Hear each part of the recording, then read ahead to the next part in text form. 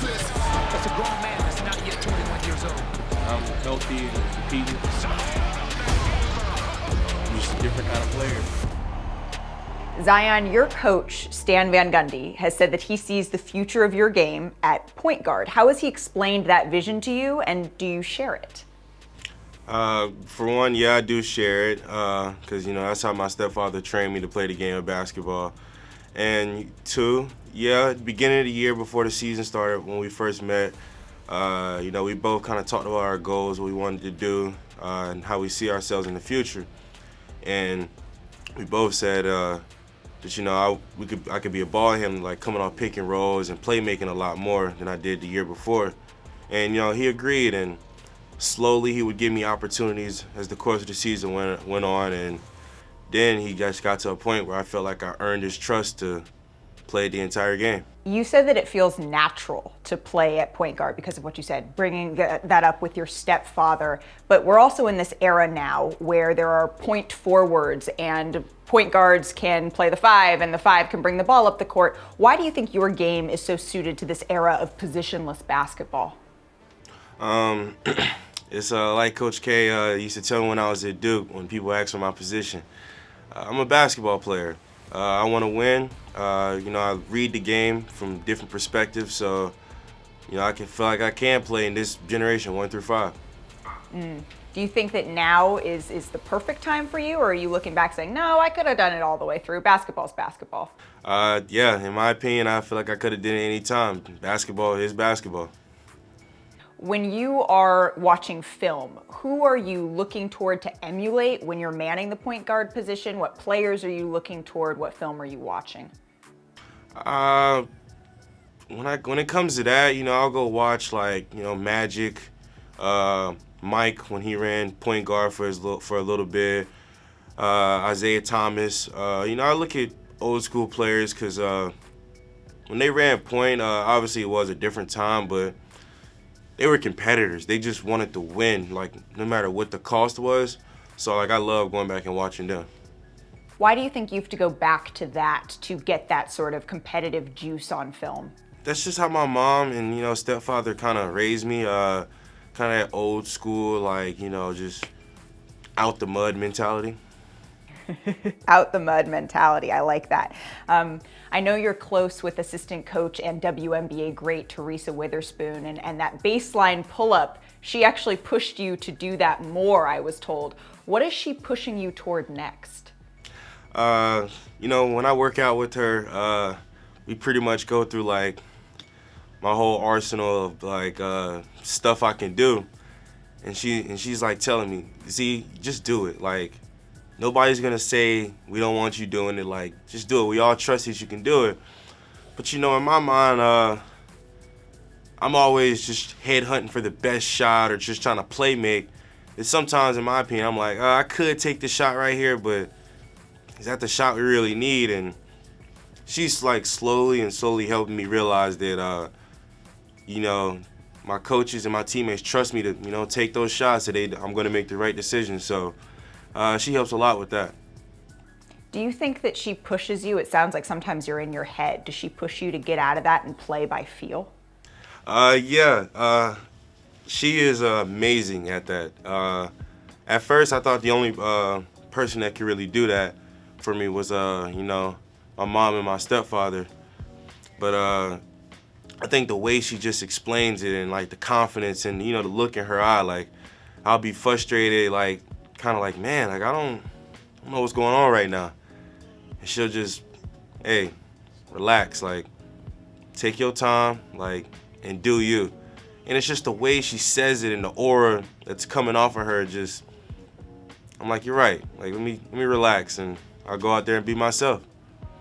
Are you able to play more freely?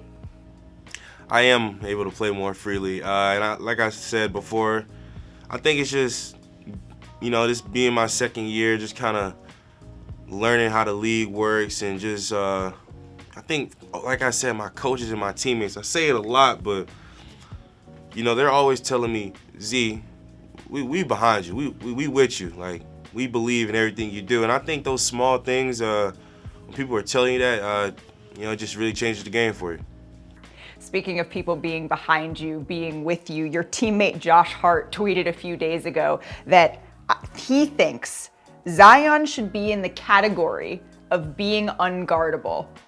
What do you make of that? Josh is a great teammate for saying that. Josh is a great teammate for saying that. Stan Van Gundy told me recently that earlier in the season, there was a lot of discussions about your goal being, your collective goal being making the play-in tournament. And then over the last couple of weeks, as you guys have had bouts with losses and injuries, this, that, and the other, those discussions have sort of subsided. Is that still this team's goal? Yes, ma'am. That is still this team's goal. You know, I hope it's not just me. I know that the Pelicans, or just anybody in general, nobody plays the game to lose. So, yeah, we go out there and we're competing. You know, we're trying to win every game. So when that time of the season comes, we're still able to compete. So what's the end of this sentence then? The Pelicans make the play-in tournament if you blank. I'm going to be Stan for a moment. If the Pelicans make the play-in tournament, if we're consistent on defense, we bring intensity every game, and yeah, we're just consistent. As simple as that. That's your best Stan impression? Consistency? Is that what he's saying in the locker room to you guys after games? All the time. But he's right, though. You know, the best teams are consistent in what they do, no matter what adjustments are made against them. What do you think has been the gap between why you guys have had some ups and downs and have struggled to find that consistency at times? I think a lot of things kind of go into it.